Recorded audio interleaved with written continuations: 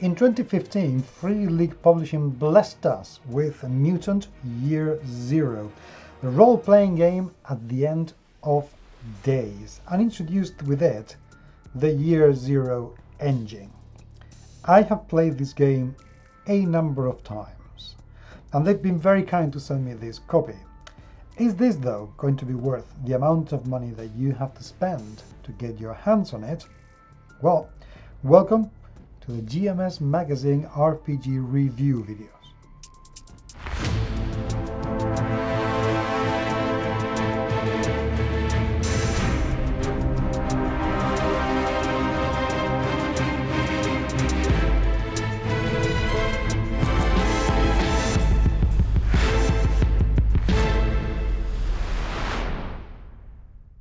Over the years, Free League has been developing a ton of material for Mutant Year Zero, and each one has been rather excellent. This is more a review of the game itself than the game itself, if you know what I mean.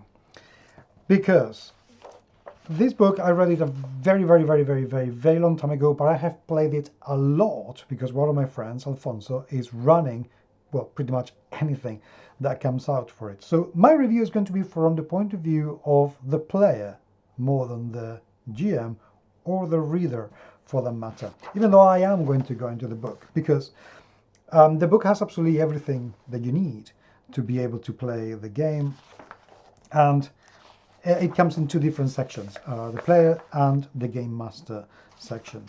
So one thing that this game introduces is the Path to Eden. Path to Eden is this massive campaign that has been developing ever since the game was published, and that includes things like Mechatron, more recently Gen Alpha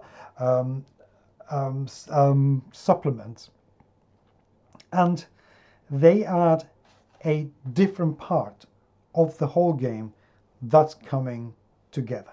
What do I mean with this? Well, Mutant Year Zero is based on a super post-apocalyptic world in which all sorts of waste chemicals and wars and what have you has given us literally mutant powers. We are going to be playing as mutants.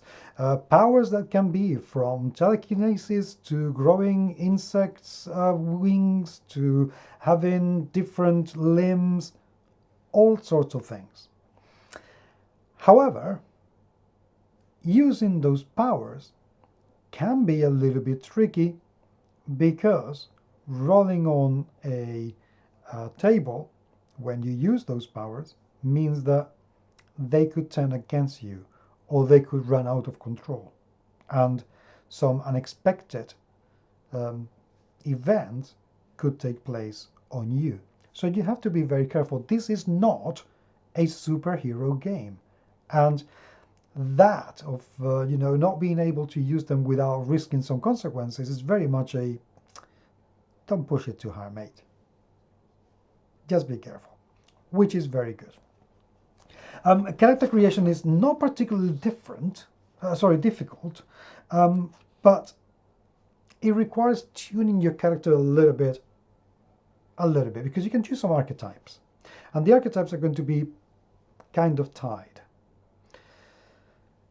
That can feel a little bit constrictive at times, but it makes sense with the world.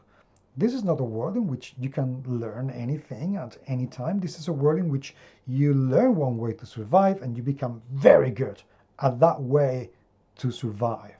And how do you do that? By specializing and becoming, well, very good at what you do. That is it. And the thing is that it plays very well, because one thing that it encourages, or at least it has encouraged in my team, is that we understand each other's abilities and skills, so we take advantage. So teamwork is fundamental, and that I really love it. Don't get me wrong, there are plenty of archetypes that you can use, and let me show you a few of these and begin here on page 26. So you get the Enforcer, the Gearhead, the Stalker, the Fixer, the Dog Handler. I've had a dog handler. It's very painful when anything happens to the dog. Be careful. I think, ow, why did that happen to my character? My dog, where is it? Oh, horrible. I'll find another one. And you know, I wanted to find literally the smallest chihuahua on the planet. That was my dream. And if you do things for your dream, you get experience points. So, welcome to my world. The Chronicler, and the Boss, and the Grunt. So it's not as if you don't have enough archetypes to play. You can have plenty of them without being particularly cajoled. But if you want to invent your own, I don't think anybody's going to stop you from doing that. So by all means, do go ahead. Then you roll your skills, and that's it. This is the year zero engine at its purest. Okay, so you roll your bunch of d6s that are a mix of your attributes and your skills, and a 6 is a success, more 6s is a better success. You can push your roll if you possess the skill necessary in order to be able to do it, and every one is 1 damage that you are going to take, whether it is to your strength, to your constitution, so on and so forth.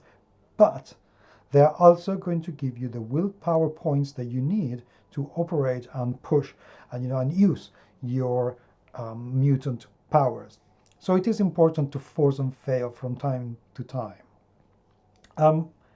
That is pretty much it. How does it feel to play this game? Wow, where to start? It feels very dangerous. Even though your characters are pretty tough and you will be able to withstand a fair amount of damage before your character falls permanently, but you will suffer damage. Let's make no mistake, this is not a game where you're going to be safe from the beginning to the end just by hiding in shadows. Not gonna happen.